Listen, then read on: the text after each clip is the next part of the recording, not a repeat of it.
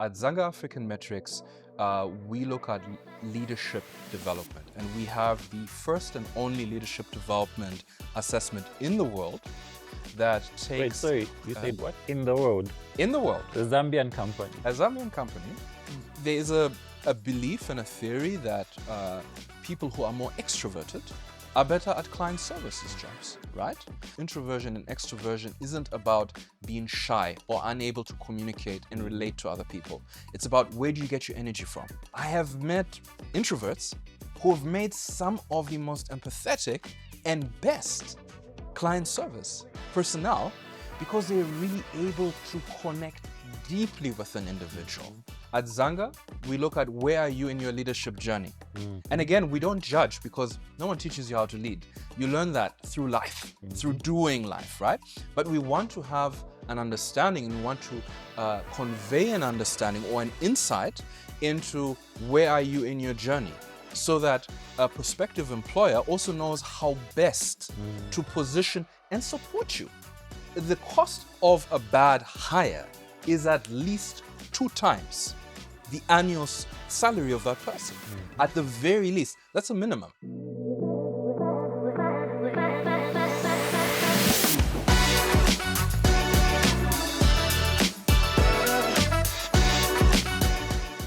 Hello, welcome to Money and People podcast, the show that connects the dots between financial success and the power of human capital.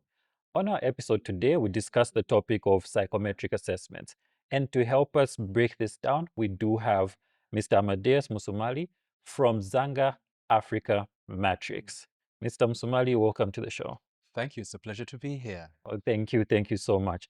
And to quickly delve into this, to break the ice, first things first, who is Zanga Africa Metrics? Thank you. Zanga African Metrics is a proudly African, proudly Zambian founded and owned HR tech startup that supports leadership development through our suite of psychometric assessments and analytics, which are used for selection, leadership development of existing workforces, and succession readiness planning. So we help you develop your human capital at every stage of the process and at every level of their career.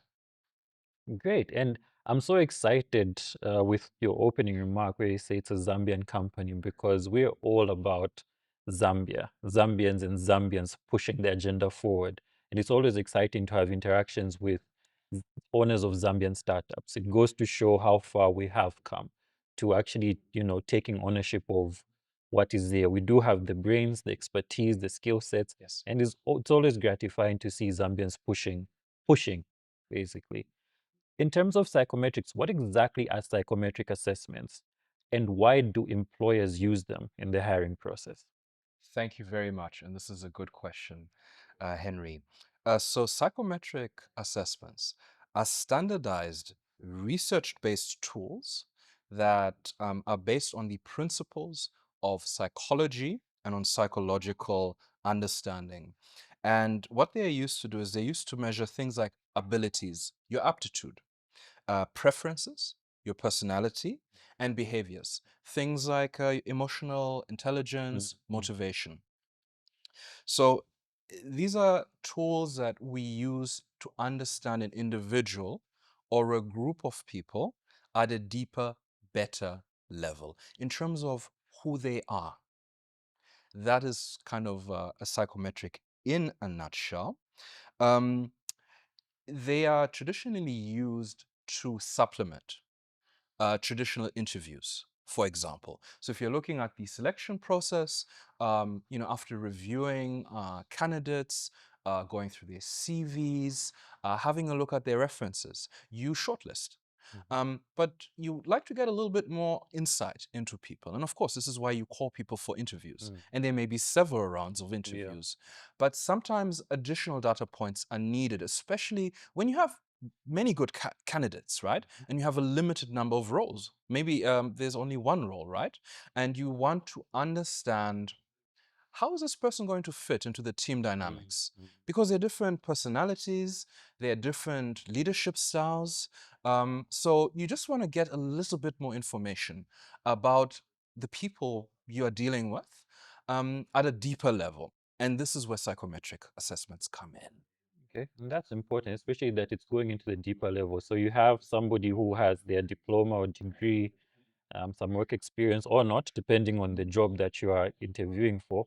Mhm. But you then want to see how they fit in. Yeah, I think that's great, because interviews might not give you that. Interviews might not give you that on their own, but that supplement actually is great. And as a fresh graduate with limited work experience, how can psychometric tests accurately assess my potential for a job?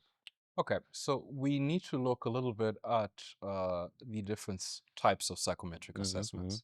At Zanga African Metrics, we look at leadership development, and we have the first and only leadership development assessment in the world that Wait, takes sorry, you uh, said what? In the world, in the world, the Zambian company. a Zambian company, or at the very least, we are pioneering in this field when it comes to high context cultures. So leadership development from the lens of high context cultures. And let me explain what that a high Yeah. context culture is. So a high context culture is defined in opposition to a low context culture. Low context cultures are cultures such as the ones in Europe or North America, where um, what you need to know about to make sense out of people and your environment is directly communicated to you. So when a Swede tells you, I like the work you've done, they sincerely mean that. There is no code, it is what they believe. When a British person tells you, I don't like the way you handled that situation, they sincerely mean that. They're actually giving you a true picture of how they made sense of that particular interaction or situation. High context cultures, such as our Zambian culture, the broader African culture, but also cultures in the Middle East and East Asia, are a little bit different. It's more complex. The way I communicate depends on who am I speaking to? What is that person's position? What are the social norms and taboos that deal with interactions? For example, I may be a team leader or may be asked to be a team leader in an organization. And another team member might be part of the royal establishment of the cultural group that I come from, right?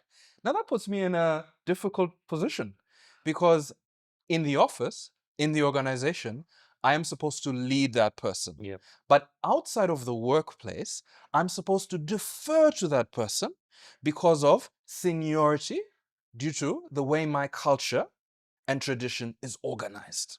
So when we look at it from the Zanga point of view, we're specifically looking at where are you as a leader? Because leadership is a journey. No one teaches you how to be a leader. No. I don't know if you were ever sent to leadership school. I wasn't. The first time I was asked to lead anything was a disaster. You know, it was like watching a car accident in slow motion, you know it's happening, but you're paralyzed. You don't know what What to to do do? Yeah, to what are you stop going it. to You do? can't stop it. You're trying to hit the brakes, but it's already too late. So when we look at the different types of leadership assessments and kind of how graduates can um, approach them, right? So aptitude psychometrics are looked at your suitability, your technical abilities in a specific area. So for example, accountants, you take tests. You take your Zika, you take your ACCA, your CIMA. Those are aptitude tests. You've studied and practiced. Now they are trying to gauge your aptitude, right? That's very straightforward. When we're talking about personality and value-based tests, such as a leadership development assessment, we're really looking at your traits as a person, where you are in your journey, and how you are likely to behave and be motivated in specific situations. So there's that fine difference. So you always have to be aware of what kind of assessment am I being asked to take. You know, aptitude tests will tell you. They will say, this is a test, it's a mathematical It's test. mathematical test, yeah. Prepare. This is tax compliance. Prepare. Understand the rules and regulation of taxation in Zambia. And they will not hide that. And the material is there for you to study and to prepare for. On the other hand, a personality-based test or a values-based test, you can't prepare for that. That is you as a person. We're trying to understand Who are you? Who's Henry? Who's Amadeus? How will Amadeus act in certain situations? What motivates Amadeus? And is there fit, if you're looking at it from an employer point of view, between the values that Amadeus brings to bear and the role and our team and organization? So I would say that is the difference between those two broad categories. Of course, workplace psychologists and practitioners may introduce a little bit more nuance and complexity to this. Yeah. Yeah, no, Mhm. that's great. I think it's also important that you touched on the concept of context cultures, because I think, like you rightly said, the low context culture are more to the point. It's 1 + 1 is 2. Mhm. Whereas for the high context culture, you have to think about the implication of what you're saying. And Yes, yeah, but either way, what I've learned in my research and work, there's no right or wrong culture. I think it's understanding the environment that you're in and positioning yourself for that success. 100%. Yeah. Okay, great. And how do psychometric assessments relate to job performance and career success? That's a very good question. So, psychometric, psychometric assessments are data points. Mm-hmm. They are just an additional data point that an organization, an employer can use to get a richer, an enriched and enlarged picture of an individual, a group, and performance. I think that's what I'd like to preference this Mm-hmm. with, Mm-hmm. right? Um, there are other factors that come into your performance. What are the results? Did you meet your KPIs? Mm-hmm. Did you achieve targets, quotas? Um, are you pleasant to work with in the team? Mm-hmm. Or is your presence or your behavior disruptive to the harmony and performance of the team? So I want to emphasize that in terms of performance management, this is an additional data point. Mm-hmm. It is not the be all and end all of all things. But of course, psychometrics and the different types of psychometrics um, come into play. And I also want to uh, caution that my background is marketing and sales. Mm-hmm. And while I am an executive communications coach and trainer in my personal capacity, I'm primarily a marketer. Mm-hmm. I'm not a workplace psychologist Mm-hmm. or an HR practitioner. However, in my profession and in my private practice, I have worked and implemented and contributed to delivering these things. So Mm-hmm. I just kind of also want to introduce that Yeah. nuance Yeah. into the situation. And I've seen the impacts of this. So if you're talking about an aptitude-based test, right? The aptitude-based test is really about, are you able to answer the technical questions, right? Mm-hmm. Mm-hmm. And from the point of view of Zanga, we don't judge that. We don't judge your technical competencies. We are not looking at your qualification, your experience, your tenure, right? That is, those tests are very direct and very straightforward, Mm-hmm. and they tend to be used to mark milestones. My personal opinion has always been they are an indicator of learning and a certain level of learning, experience, and practice. And there's a lot of value in that from a business management point of view, right? When you are now going into more personality and value based testing, what we're looking at is, for example, if we're talking about emotional intelligence, Yep. EQ, right? How you manage and understand your own emotions and those of other people. Very important in the modern world, right? We want to have good relationships with the people we work with. We want to have good relationships with our clients, the people we serve, with the people who we encounter every day, right? That is a good indicator of, are you um, are you likely going to be a good fit for a particular role? You know, um, there's a belief and a theory that people who are more extroverted are better at client services Mm-hmm. jobs, right?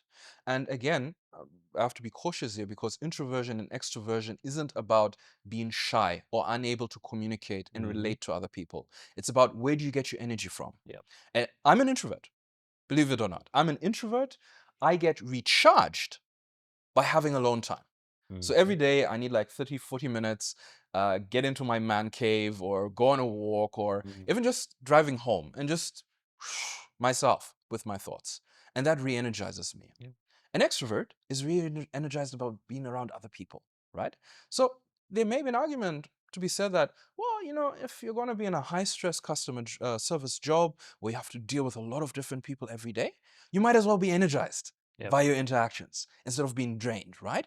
But that being said, I have met introverts who have made some of the most empathetic and best client service personnel because they're really able to connect deeply with an individual. Mhm. So, we also want to emphasize this, especially to graduates and job seekers. Psychometrics are not destiny, they are probability. They're there to give an indication. They are just another data point. You are more than the result on any test you will ever take in life. You're a whole human being. You're complex. You're wonderful. You're beautifully made. I believe in the image of God. Mhm. So there's no way a 30, 40, even a 5-hour test or assessment can ever truly capture who you are. But they do serve a purpose in Mhm. the limited scope of how they are applied. Great. And so I did participate in an interview Mhm. yesterday, and today I received an email. Oh, this is hypothetical. Don't tell my boss that I'm doing interviews. So this is My lips are hypothetical. sealed. So I've been called in to do psychometric assessments on Tuesday. How do I prepare for that? Well, again, it depends. If you're going for an aptitude test, they will tell you. It could be mathematical, it could be reasoning. There are ways of preparing for that. And generally, people would ask you to prepare, right? Or give Mhm. you an indication that, look, we are going to check your skills in XYZ. So you can do the research, you can do some practice on that. Now, huh, this is where it becomes interesting. If you're now talking about a personality or values, a Mhm. trait-based kind of assessment or psychometric assessment, you can't prepare for that. It's about understanding, engaging who you are as a person or how you would react in a very specific set of circumstances, a specific situation. At Zanga, we look at where are you in your leadership journey. And Mhm. again, we don't judge because no one teaches you how to lead. You learn that through life, through Mhm. doing life, right? But we want to have an understanding and we want to convey an understanding or an insight into where are you in your journey so that a prospective employer also knows how best to Mhm. position and support you. People don't hire you to set you up to fail. No. It's expensive. The cost of a bad hire is at least 2 times the annual salary of that person. Mhm. At the very least, that's a minimum. Yeah. That's a big cost and a big risk. And it's important that companies take note of that. You have to get the hire right because it's expensive. Also, just the time duration of that role being vacant. There's a value that you're already losing. So Opportunity cost. yeah. Yeah. Opportunity cost. I'll give you the example. I worked in a major telecoms company. I won't say which one it is. Um, they were amazing. I love them, and I still love telecoms. Don't tell my boss.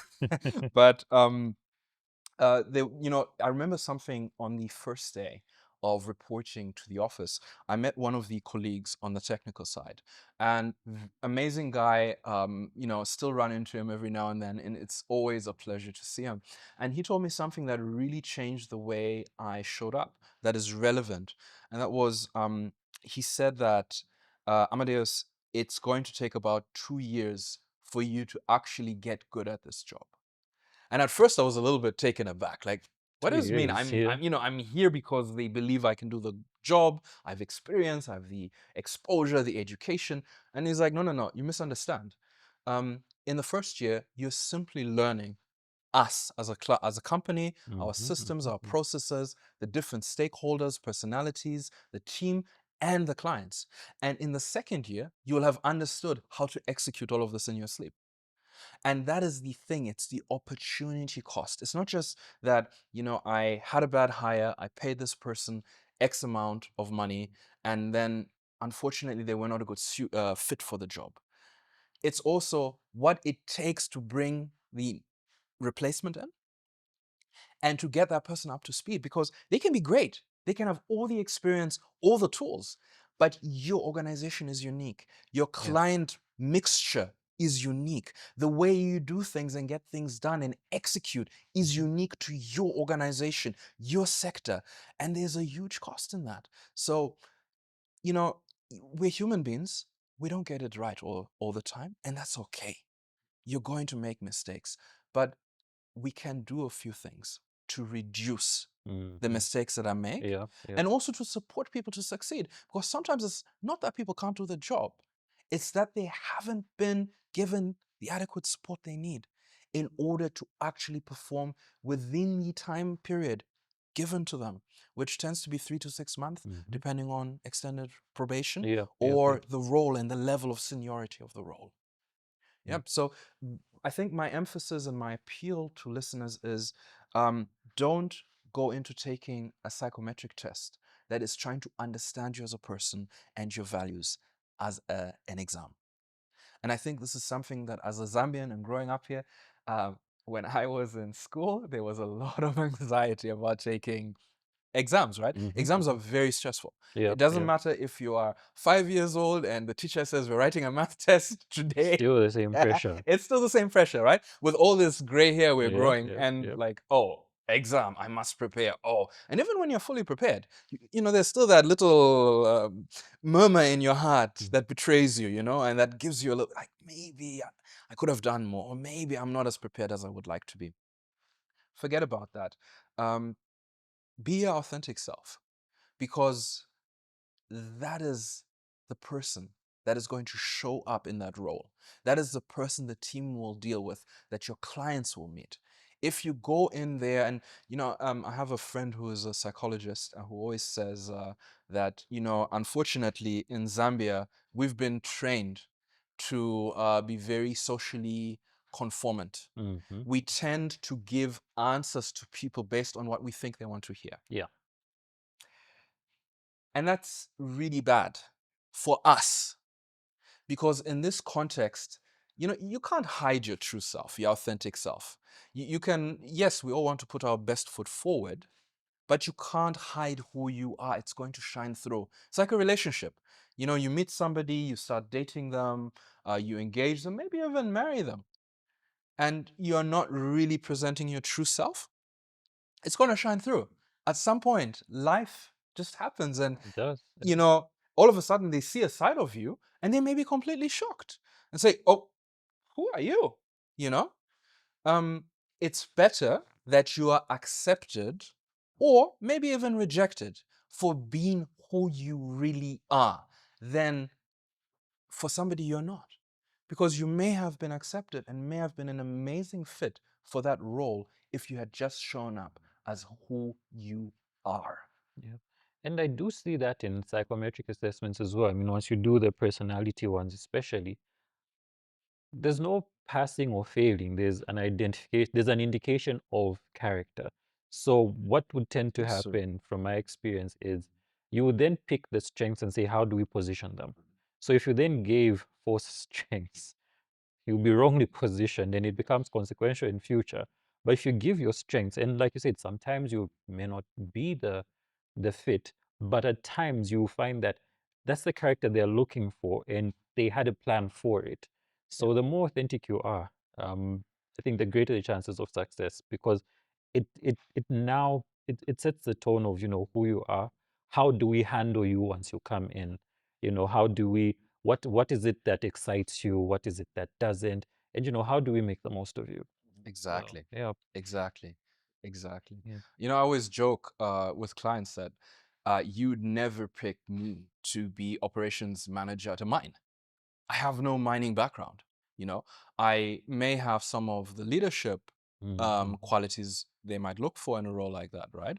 But I don't have the technical expertise. At the same time, you may have a mining engineer who's brilliant, knows the role, but has no leadership and Yeah. management Mm-hmm. Mm-hmm. skills. That would still be a disaster. Either case would be a disaster. Um, in my case, it will be a safety risk. I don't know how to run a mine. And the case of the engineer who hasn't yet grown and developed their leadership and management skills, people matter, and managing people matters.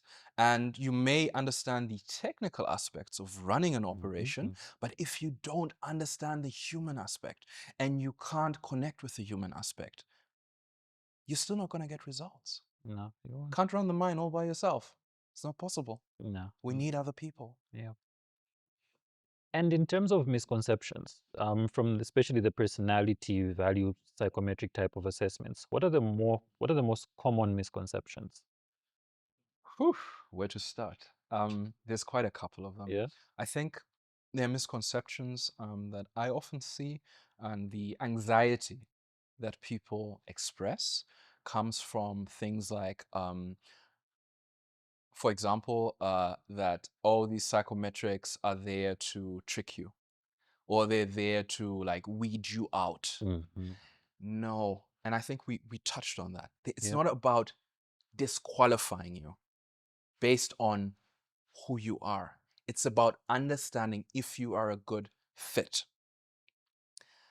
If you took me and you put me into a trade marketing position.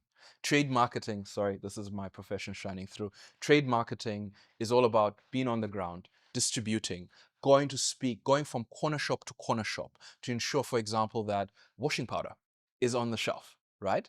And it's about meeting people from diverse backgrounds on the ground, salt of the earth, everybody from, your fancy premium supermarket at a lovely mall to your local neighborhood, your township, your company, your corner shop, and you have to be able to relate to people at every level. And introvert like me would find that exhausting. By the end of the Yeah. day, Yeah. I'd be ready to quit just out of energy. I love people, but people can drain you, right? I wouldn't be a good fit. So these sort of assessments could say, well, Amadeus, you're not a good fit for a trade marketing position. But we have other positions in the marketing department where we know a personality or somebody with your values and qualities would shine through, and they take you there. In fact, that has happened to me. I've had cases where I came in to interview for one job and was offered the other job, and it was one of the best career moves I ever did. And one of the best things that happened to me, because as you said, they knew what they needed, but they also knew the other things they needed. So that's one of those that, it's about really getting a good fit from the employer side. So it's not there to trick you. Other people think, oh, you know what? These tests, it's all mumbo jumbo. It's all nonsense. We can easily game them. Yeah. We can easily manipulate them. And you're like, no. And you're not doing yourself a favor. Don't do it. What you have to understand is that psychometric assessments are built by people like industrial psychologists, workplace psychologists. These are people who've spent a lot of time and a lot of their personal genius understanding the human mind, human behavior, including behavior involved with manipulation. Because they understand things like, social desirability. They understand some people may be anxious and that some people may try and manipulate test results. And all I can tell you is that at every level of a psychometric assessment, there are safeguards and boundaries built into assessments to, if not just limit attempts at manipulation, they're also there to expose them. Because mathematically speaking, right? All of a sudden, things don't add up. The algorithm flags that there are some anomalous answers here. The pattern of this answering, especially with your digital tests, there might be, you might be taking too much time. You might be switching between browser windows, trying to Google, trying to chat GPT a perfect answer. You are doing yourself a disservice. There's an entire industry behind psychometric assessments that is simply built around detecting manipulation or avoiding manipulation in the first place. And you don't serve yourself in this either, because your true self is going to shine through. If the fit of the you and the role is not there, it will show in your execution and you won't make it through probation. So we're saying no to gaming. No to gaming at all. It doesn't serve a purpose for you. Look, Mm, why I know there's massive pressure in our country mm. on getting formally Yeah, employed, yeah. and we have massive challenges creating enough jobs and enough diversity in jobs to accommodate the talent of all the Zambian people, especially young people. I get it, but I look at it like getting married, right? Mm, Uh, you don't just want to get married to anybody, no. just because they are alive and of the opposite gender, right? There's somebody you're drawn to that you want to spend your life with, that you want to grow with, right? So there's a selection process, even on your side. What I'm saying is, I understand the necessity and the need, and I will never personally judge that. At the same time, do you want to spend 12 hours every day in an in a role that you don't like, with people who are also now getting frustrated with you because you're in the wrong role, in an organization that you might not even believe in or really want to work in? How miserable. Like, love yourself. I believe one of the core things um, about life and living a purposeful life and a meaningful life is loving yourself. Why do that to yourself? Because it's going to be exposed. It will come to light. Yeah, yeah. And we've actually seen it quite a lot. I've read through a number of psychometric assessment reports, and I do recall, especially now that you've spoken about it, there's even a part where we're saying candidate was really exaggerating. You might want to check if they were telling the truth or lying about, they would even be specific. They'll go to specific points. So on this section, we noticed that the candidate was being insincere. And already that starts removing you naturally from that selection, because also the employer will be like, "Ah, but if this person is lying so hard about this, um, and we give him a job, what's going to happen? Yep. It might be disastrous." So yeah, you're definitely doing yourself a disservice. You're better off being yourself. There's no passing or failing. It's character. Yes. And they're just saying, look, you have your CV, you have your experience. Let's look at, this other side that we can't pick from interviews, and see how best we can now create a full package of you based on your work, your experience, your character, and say, yeah, we can place them this side. These are the tasks. Sometimes you might even find the structure even changing just to fit you, Yeah. because you might actually have a strategic input that was not initially seen, and you might be giving the organization insights into what they're missing based on the character that you are. So Exactly. yeah, so 100%. so be yourself. Just be yourself. And as you said, any sign of deception in any process is a disaster, Yeah, because that immediately disqualifies you. And you might not think that it's a big deal, but as you said, if I'm on the other end of the table, I have to assume that you weren't just lying about one thing, I have to assume you're lying about everything, everything else. your Yeah, references, your qualifications, your experience. And again, why not give yourself the best chance to succeed? no, definitely. And um, critics always argue that psychometric tests may be culturally biased or favor certain personality types. How can employers ensure these tests are fair for all candidates? Okay, so when we talk about the issue, let's start with the issue of culture, because Yeah. this is something that Zanga African Metrics is actually built on. Mm-hmm. And it was the realization by our founder that there were very many Who is the good founder, by the tools. way? Thank you. Our founder and CEO is Mrs. Nankonde Kasonde van den Broek, who is a Zambian executive coach and trainer, who had, after a long career with United Nations internationally, all over the world, in Geneva, New York, and in Africa, went into executive coaching. And as she went into executive coaching, she started with one fundamental question, and that was, are leaders born or made? And, Mm-hmm. in her quest, she came to the conclusion that leaders can be made.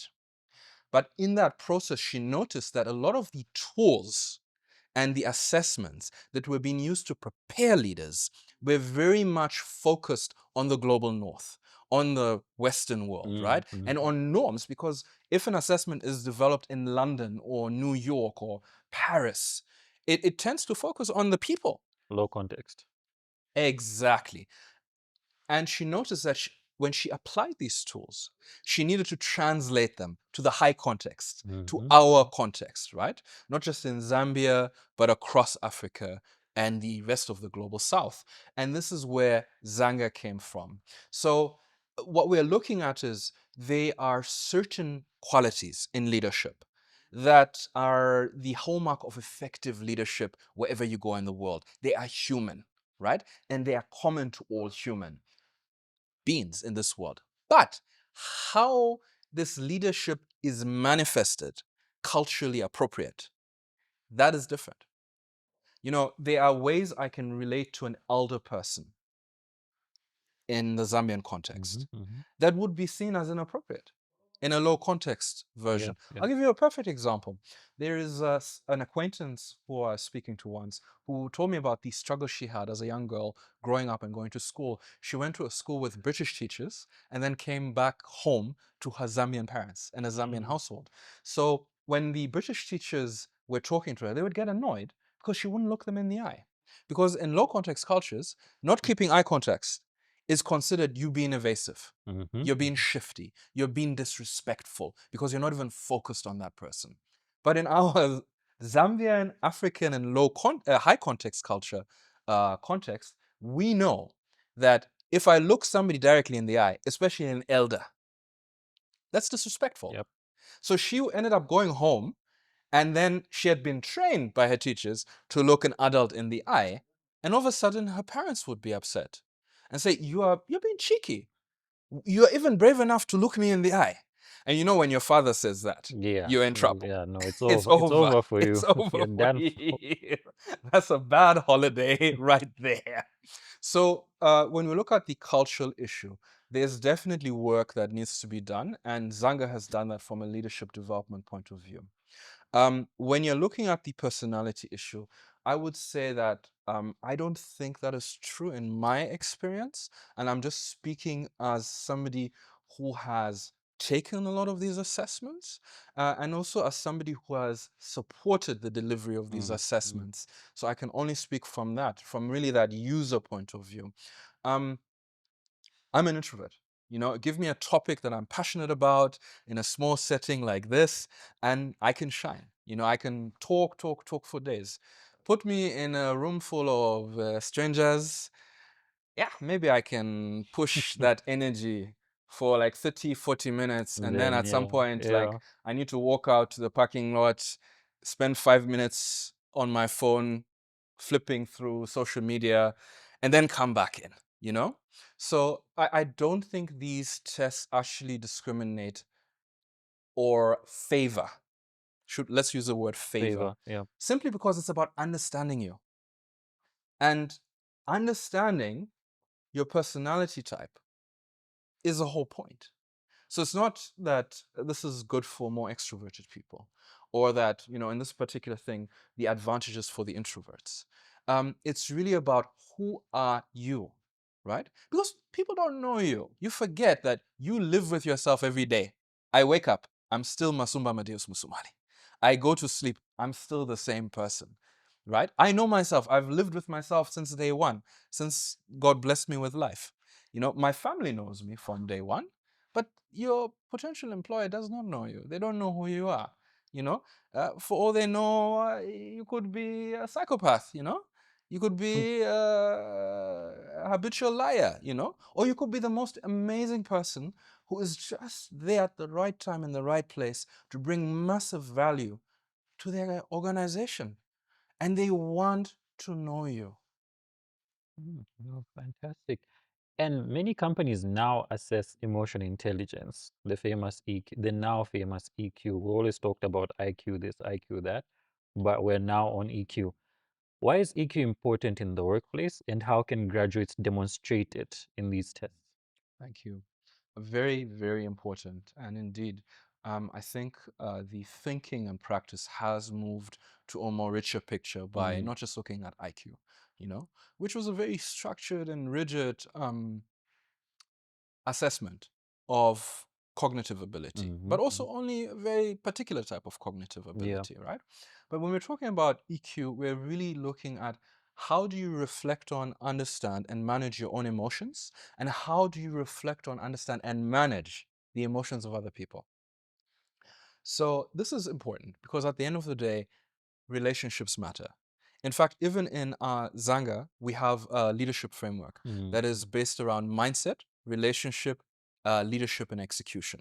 So how you think, how you relate to other people, how you lead yourself and others, and how you do the work. Relationship, emotional intelligence, right?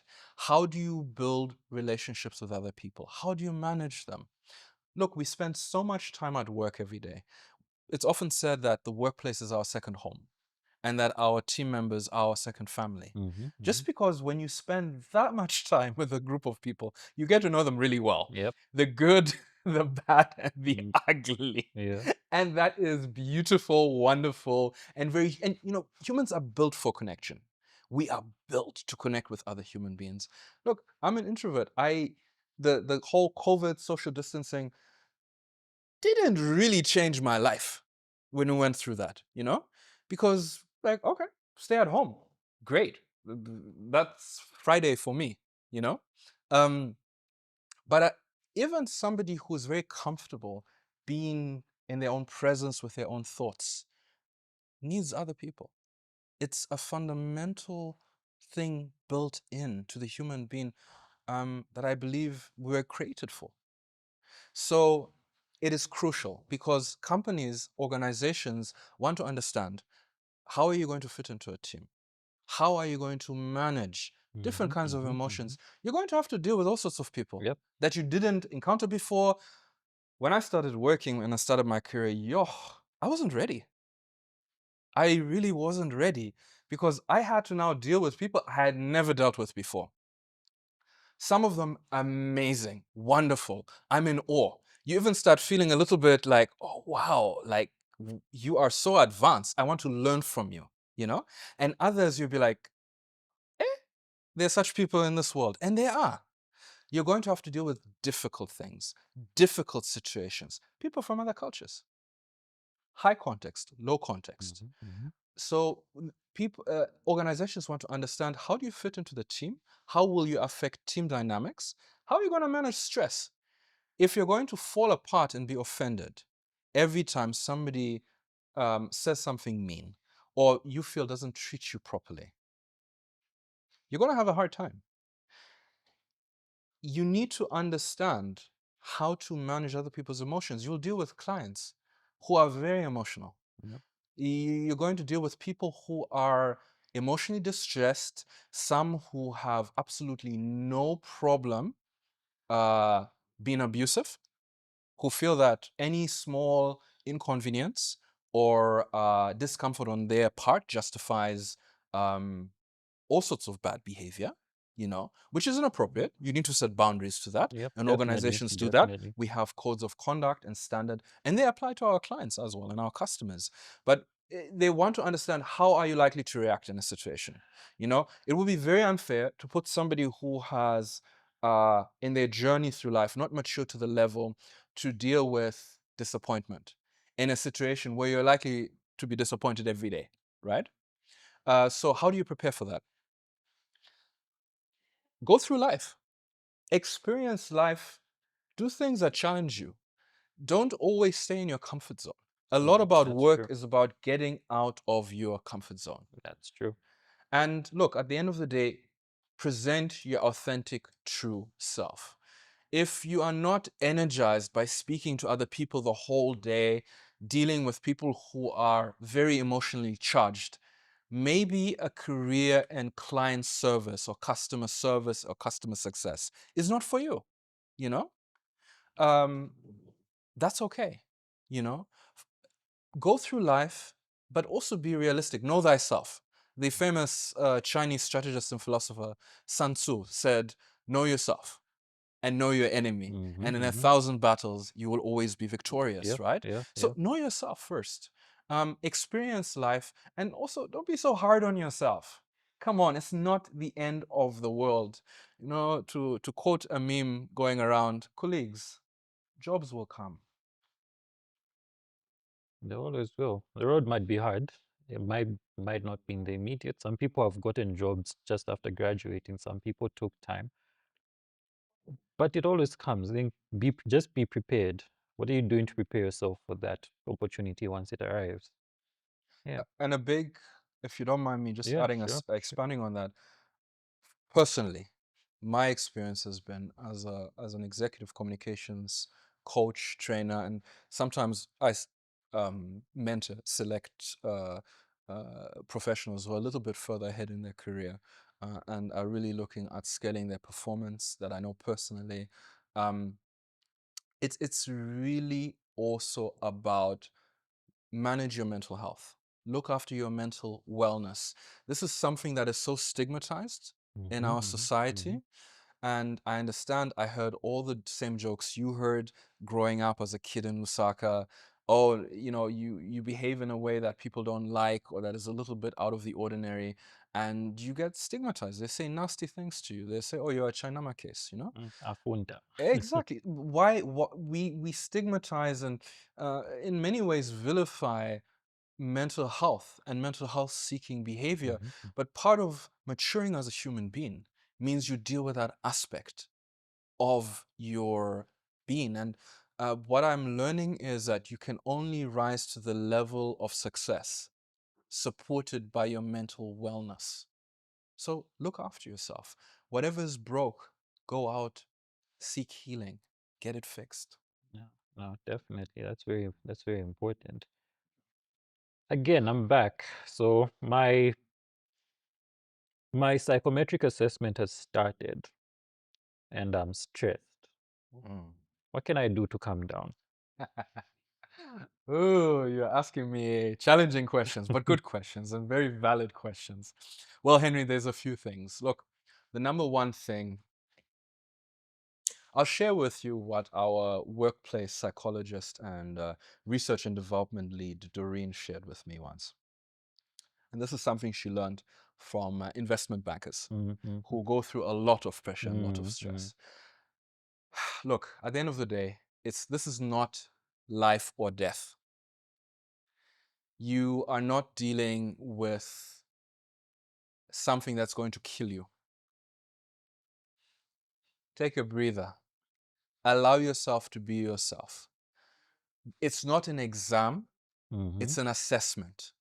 An assessment is about understanding, not judging. So take a deep breath. If you do some breathing exercises, maybe doing some box breathing, you can Google that.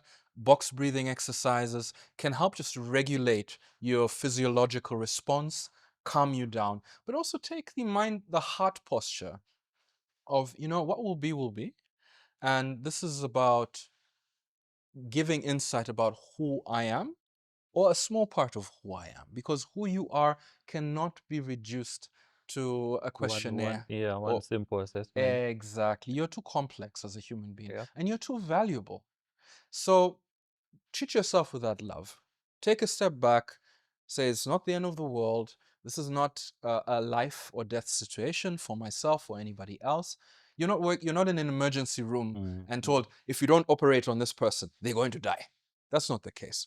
Take a deep breath, practice some calming behavior, and if you really feel that this is such a stressful and anxiety inducing situation, maybe you should also reflect around why that is. Maybe Mm-hmm. there's some past trauma that has not been dealt with or processed fully that is triggering you. And it's worth exploring and seeing, why am I reacting this way? It helps to speak to safe, trusted people to say, look, I'm going for this interview. They've asked me to do an assessment and I'm a little bit nervous, right? And a trusted, safe person can help you talk and process some of these feelings and anxieties beforehand. And at the end of the day, look, just go in be honest. And again, this is just one small data point that employers use to make a decision. It's not about getting the best hire. There is no perfect fit. It's about getting a good enough hire to fit into the existing team structure and systems to execute the business contribution. Because at the end of the day, you have to think of it this way. The role exists because the business has determined that there is a contribution the role makes to the business goals of the organization. That's the vision and the strategy, the targets, the KPIs of the organization, right? And they have considered you as the individual as being a potential fit for that role. That's really powerful. But I've also liked the part where you touched on to self-reflect. If, it's based on the feedback you're getting, yes, it's for the company's benefit, but the questions which are being asked, and if you're giving honest answers, you also need to go sit down and say, look, I was asked a lot of difficult questions or challenging questions, and who am I? It might also help you answer your question, who am I? You may have been answering it from a different perspective, but after going through that, it might give you, so it's not just for you to get a job, but it should also help you understand who you are as yourself. In as much as you may not get feedback on it, but at least you would have gotten certain questions which trigger some emotions in you. And that conversation with the trusted person might actually be very important. Indeed. Okay, no, that's great. And can the assessments be used for personal development and career growth? I think you spoke about leadership and so on, but can they? Yes, of course.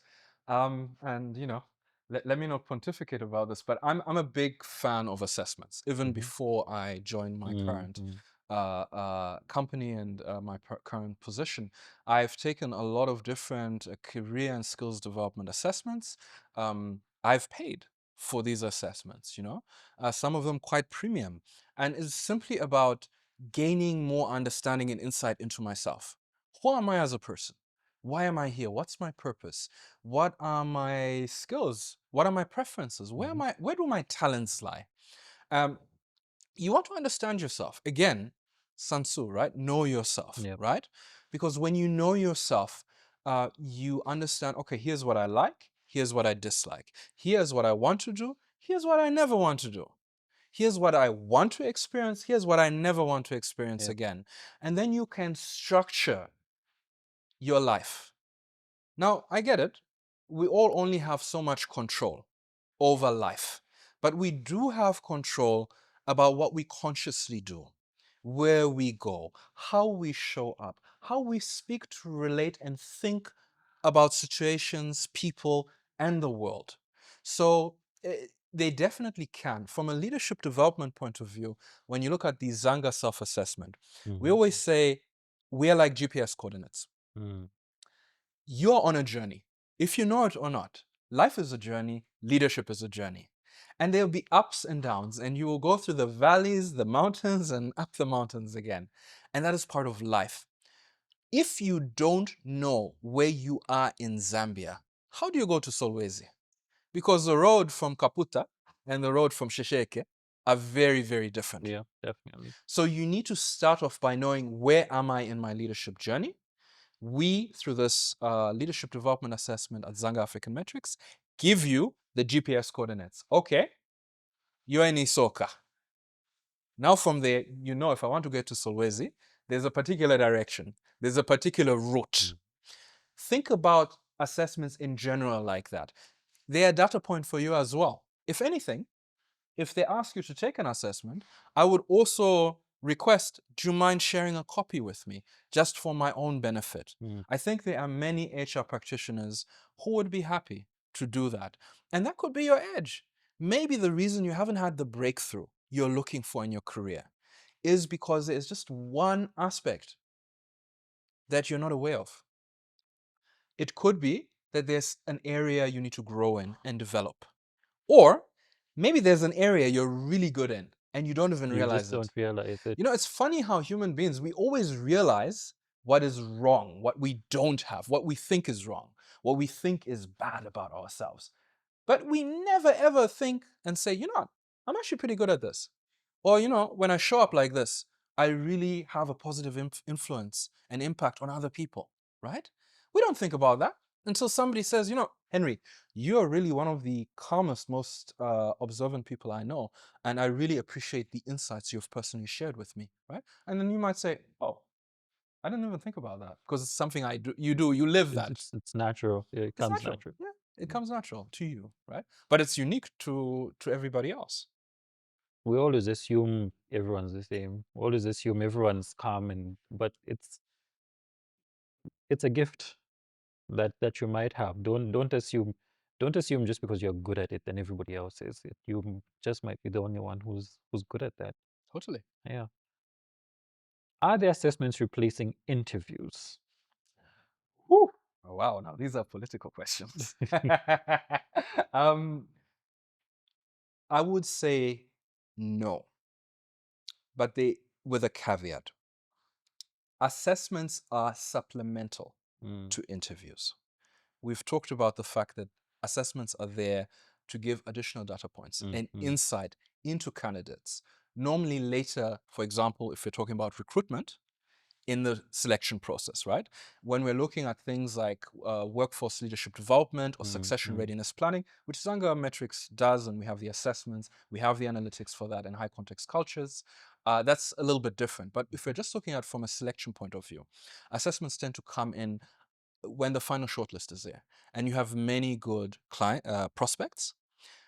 You may even already have an indication about which candidate you want to go with, but it's very marginal.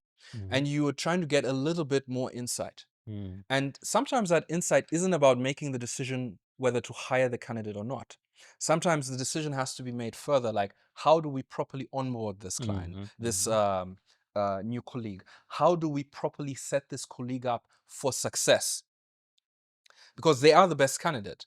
But there may be some aspects where, from an HR point of view, we need to support them. From an executive management point of view, we need to support them. So when we look at it from that point of view, I think we realize it's supplemental. um, at the end of the day, organizations want to get a feel for you as a person. They will call you. They want to see how you show up, how you talk, how you carry yourself, your posture. mhm, mhm, Um, how do you present yourself? Are you compatible? What kind of feeling do they get from you, right? It's rational, but it's also emotional. So all of those things come into play. Uh, Assessments don't replace interviews, they supplement, enrich, and I believe also make interviews better for both the mhm. interviewee and the The panel panel during as the well. Yeah, interviews. Yeah. yeah. No, definitely, definitely. So if you were to weigh them, so we've talked about interview assessment. Um, let's just throw in aptitude, interview, psychometric, and aptitude. What's the best combination weighted average? 30, 30, 33, 33, 33? Do you know what? I can't and wouldn't want to answer that question. Number one, I think it's a little bit outside my expertise. Mm-hmm. But in my experience, HR practitioners understand the nature of the role, the nature of the organization, Mm-hmm. and the nature of the contribution the role is making to the Yeah, yeah. organization, which, it's just a fancy and long way of saying business results, performance management, or performance ownership, right? Because you're coming in to perform. So you as an organization need to see what's the most important thing.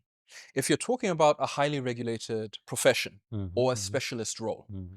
then indeed aptitude might be more significant, right? And you may weight aptitude Mm-hmm. more Mm-hmm. highly. The hard skills, right? Think of aptitude, hard skills. Yeah, yeah. If you're talking about issues like, okay, there is an EQ element here because there's communication involved, stakeholder management, how somebody relates to the team and to clients, right? Soft skills, communication, presentation, client service management, conflict resolution, negotiation. You may want to weight those a little bit more. So it really depends on the role, the organization, and what business results you need the role to contribute towards the organization. I think that's the best way from a Mm, business mhm. strategy point of view I can answer that question. Okay. No, no, I think that really makes sense. Makes a lot of sense.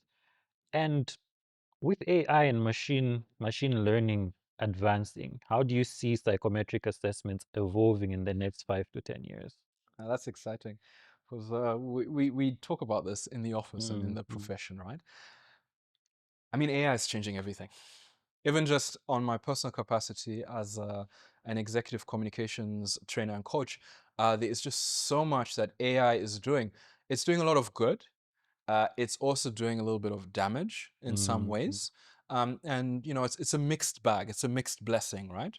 And in many ways, we won't know the full implications until we've started using it long Yeah, enough, yeah, right? But definitely. in terms of some of the major trends, so for example, VR and gamification, Mm-hmm.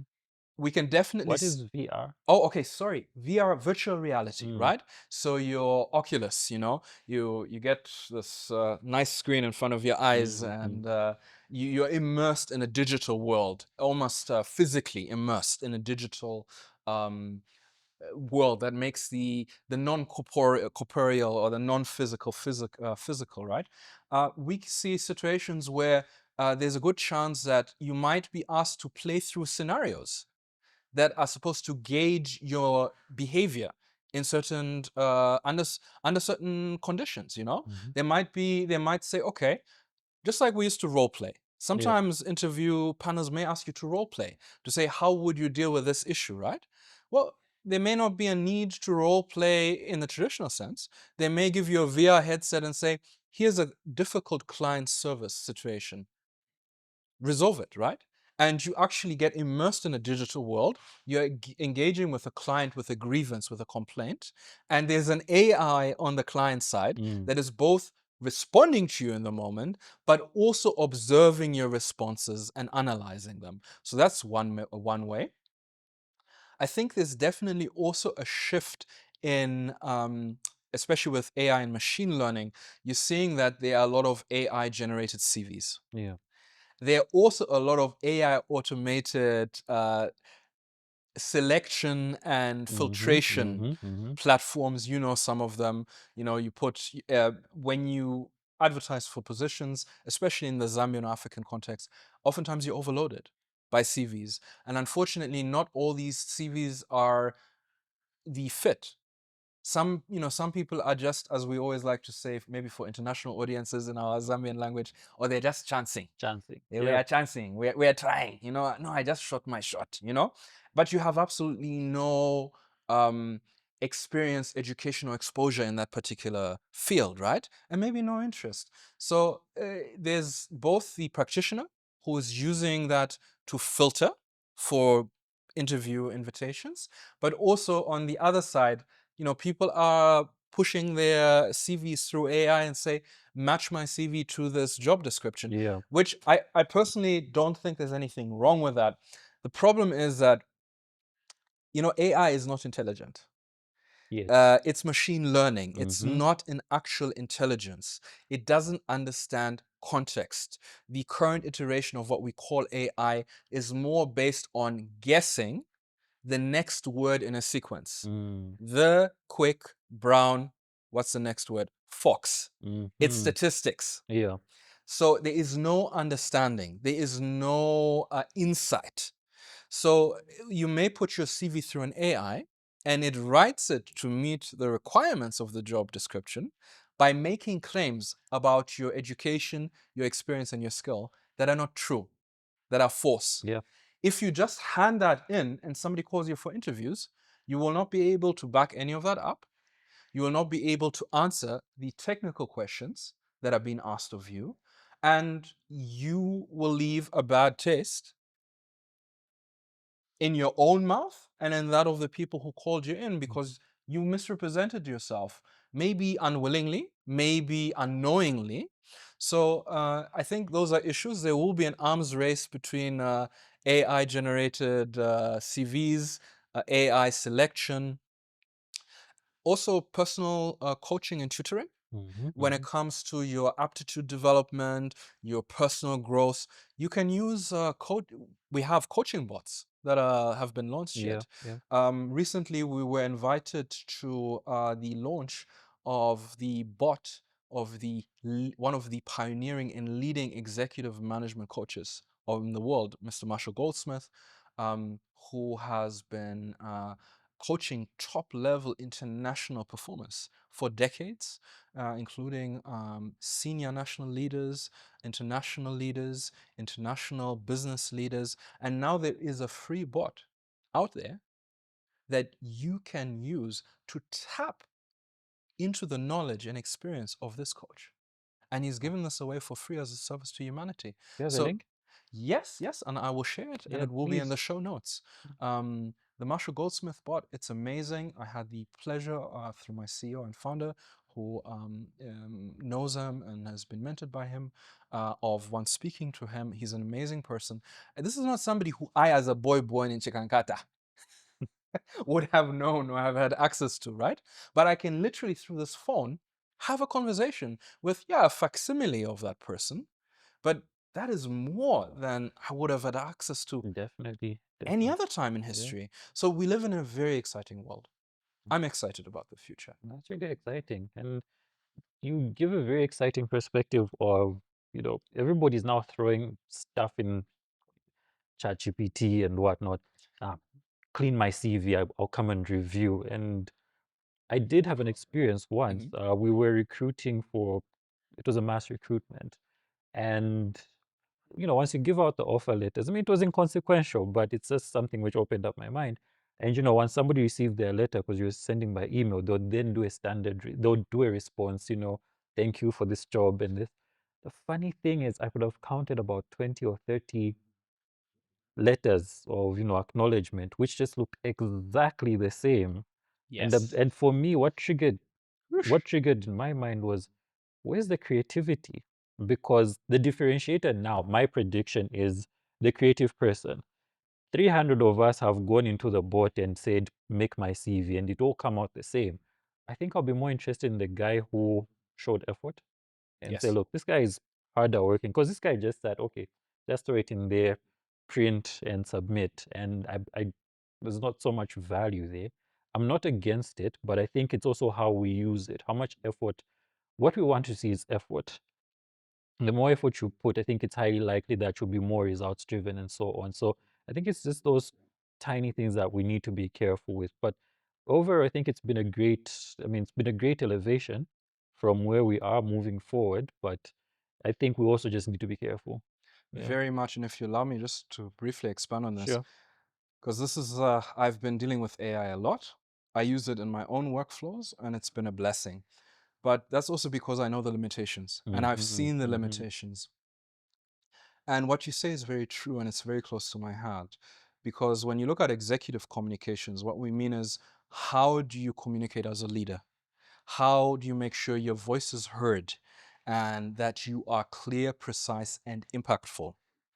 And in a world where everybody is chat GTPing the same thing, mm-hmm. understanding, critical thinking, creativity, and genuine human connection are the differentiators. What you may find is that people will actually prefer to meet you face to face because they get to know the actual person. Mm-hmm. I think AI is an elevation. It's a wonderful tool when used the right way. Yeah. But you have to be very careful because I've also done a lot of copywriting. Copywriting is it's not a legal thing. It's not about copyright. It's about writing words that sell for Mm-hmm, business. mm-hmm. Your ads, your scripts, your articles, etc. What I learned is I had to learn the craft the hard way. There was no chat GPT. I studied this. I read books. I practiced. I rewrote what writers who are amazing and have massive impact have written, right? I got coached on how to write better in the business concept, right? So when I use ChatGTP to write something, I know exactly what to ask it. I know where the limitations are. And I also know never, ever publish something of consequence Mm-hmm. from an AI at the current state of technology Yeah. that you've not checked and reviewed. Because meaning, context, and motivation, AI can't read that. No, it can't. So you have to be careful. And like you said, look, I would rather deal with the one person who gave a genuine human response. Because I'm also looking at critical thinking. You're looking at it from the effort level, right? Mm-hmm. I agree with you. I also look at it from, okay, if you're outsourcing your thinking to AI, there's nothing wrong with making AI part of your thinking process, your brainstorming as a partner, as an accelerator, right? But if you outsource your thinking to AI, we're going to have a problem because you're going to be facing situations. There's a philosophical context we call an out of context problem. Mm. An out of context problem, the way I understand and define it, is a problem that we've never faced before. You can go deeper, you can go into issues like white swans and black swans. You know, people didn't believe there were black swans in the world, or should I say Europeans didn't believe them until they got to Australia, and then they started seeing black swans, right? Up until then, the idea that there would be a thing as a swan who wasn't white was an impossible thought. It was outside the context. You're going to face black swans in life. You're going to face out of context problems. Your AI is trained on the known human knowledge. It doesn't know what it doesn't know. Yeah. Be careful. And also, AI hallucinates. I've caught AI hallucinating, making up facts even about Zambia. Ask AI about Zambia, about Zambian history, about current affairs. You will see that there are gaps in the data set, and that it will start making up things because it's like a very confident intern. I always look at AI at the current level as a very confident intern. Confident, bright, eager to help, but they don't know everything. And sometimes the personality is a little bit too eager to give you an answer. And they start talking about things they don't understand. When it's best to even say, well, I don't know. It's very funny that you say that. I will not mention the AI platform. But yeah, friends of mine from, from way back, we actually put AI to the test once, one of the platforms, and we actually asked it the question about, should have been Zambian parliament, how many MPs, how many, it was about Zambian parliament, and it gave a confident answer. And one of the guys, because he's really deep-seated in, National Assembly, he knows the dynamics, and he just says, "You're lying." And AI started apologizing. They Like, do no, that. sorry, I made a mistake. And from there, for us, what it triggered into us is, be careful. Don't just get the first answer and say, "Hey, I said this," and you go on parading yourself and talking. And we've tested it on quite a number of, different topics. Mm-hmm. And like you rightly said, it just came up and we just said, Mr. AI, you're lying. This is a lie. And it would even apologize and said, okay, maybe I need to refine my search better and that, so on and so forth. But you find, you then have, unfortunately, colleagues who are so deep. It's just any conversation, AI, what's this straight answer? And, they're already arguing. And because there's this assumption that it knows everything and it's always right, um, be careful, I think. Yeah, be careful. But it's a great tool still. But I think A fantastic tool. you still need to remember, basically, my biggest takeaway from this conversation has been, be yourself, know yourself, learn to know yourself. You do better then. Exactly. Yeah, no, you do Exactly. better. Be your authentic self. Yeah. Let the world, you are unique. There is nobody who has ever been like you. There will be nobody in all of human history who will ever be like you. You are truly unique from your fingerprints to the pattern that the veins in your hand make, to the way your thoughts are put together. You are truly wonderfully and fearfully made, and the world needs you at whatever level. Yep. It could be within your family, within your society. Maybe you're called to do something internationally, regionally. It doesn't matter at what level. Be your authentic and your best self, and you will fulfill your purpose in this life. That's my take on it. Definitely. And we come to our last segment of the show. People are usually shy to, to answer this question or to respond to it, but I'll ask it either way. Zanga African Metrics is a Zambian company. We've established that, wholly owned by Zambians. Nankonde, a great person. Never met her, but we've always been sort of in the same room somehow, but we've never met. It would be great to meet her once. Give us Zanga African Metrics bragging rights. Just brag about it. What have you done? Okay. What have you achieved? What have you won? Maybe what have you lost? But just show off Zanga Matrix and how do we get how do we get in touch with you? Fantastic. So, as I said, we are the first HR tech startup um, that has a leadership development assessment that takes high context cultures into consideration, right? So, this is the global south.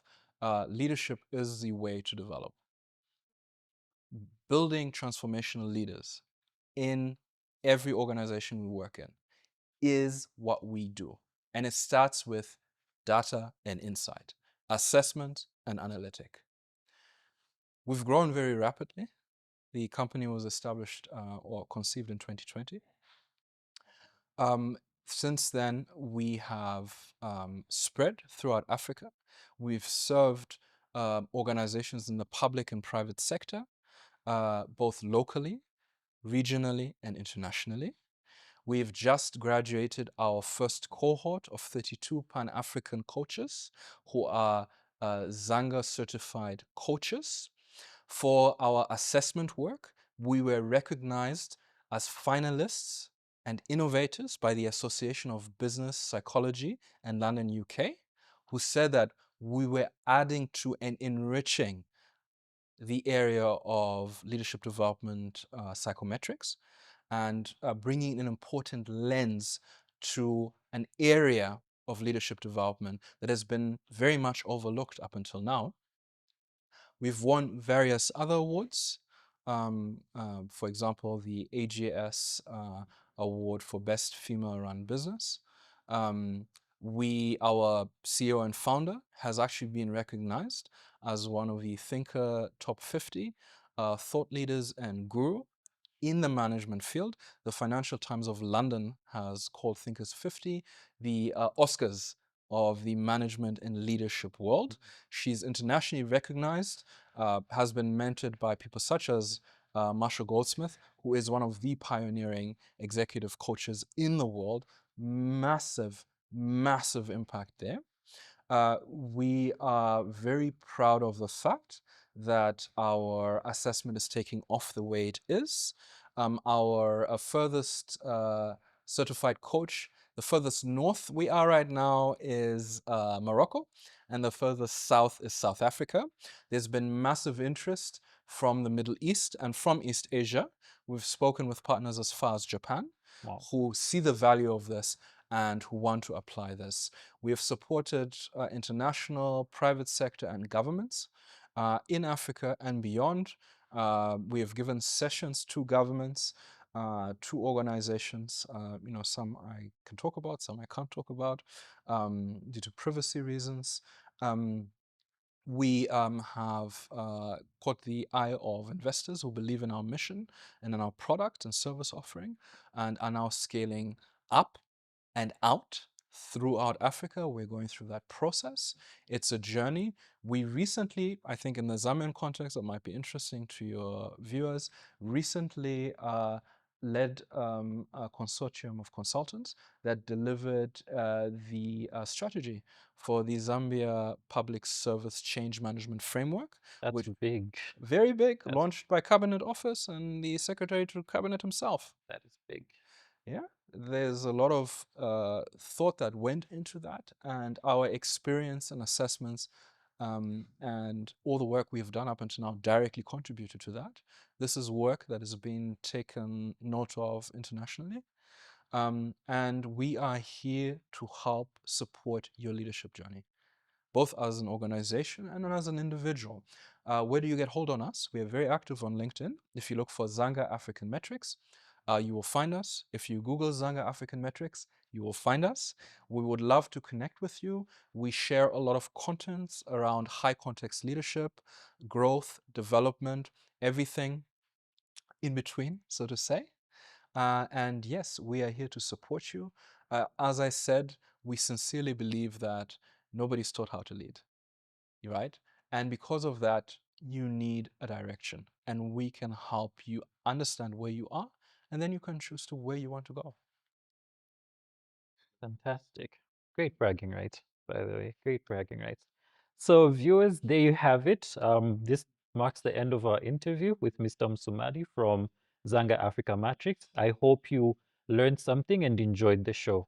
Please remember to like, comment, and share, and also talk about your experiences as well dealing with psychometric assessments and that journey to leadership. From us at Money and People, we wish you all the best and bye.